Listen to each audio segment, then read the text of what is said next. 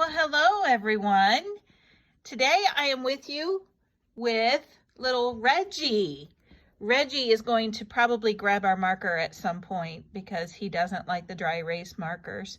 But I hope everybody's doing well today. We're halfway through the week again. So today I wanted to go over this problem right here. And again, the skill for this week is division with whole numbers and fractions. And so when you look at this problem, see, I told you Reggie was going to join in. When you look at this problem, the way to start this problem is looking at that top illustration right there. That top illustration, you want to take a look at what fraction is being shaded. So in this case, you can see that there are two complete objects that are shaded, and then there's one out of two parts. So what fraction or mixed number does this make? Let's go to Ophelia. 2 1/2 is correct because two entire objects are shaded and one out of two are shaded in the last one. So we're going to start with, if Reggie moves, 2 1/2.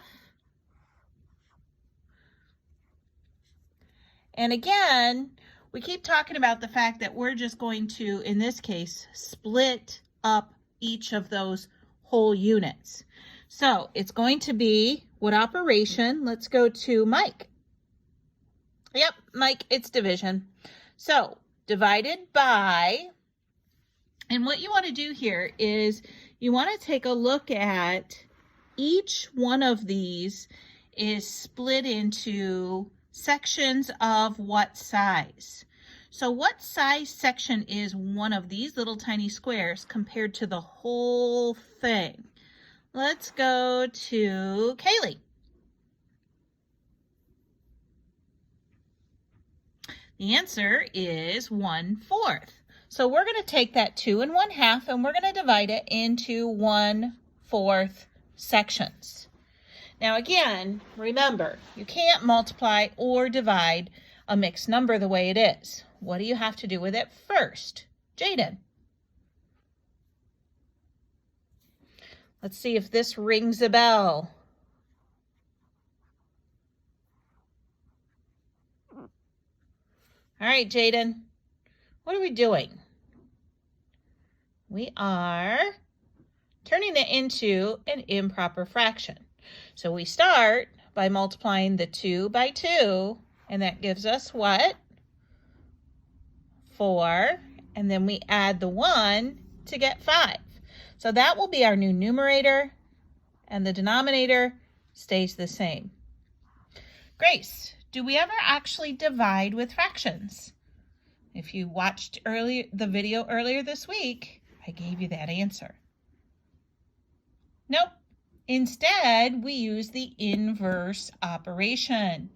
What, Landon, is the inverse operation of division? Remember, inverse is just the opposite. So what is the opposite operation of division? Landon? Multiplication.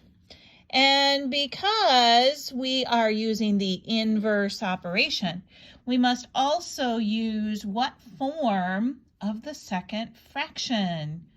Ooh, this one's a tough one, Gabriel. This one's yours. Not sure? Okay. Annie? Guys, we're going to use the reciprocal. Reciprocal, again, is just a fancy word for flipping the fraction. So it's going to become 4 firsts. And now, how do we multiply fractions? Let's go to Nicole. We multiply straight across. So 5 times 4 equals, Nicole, 20.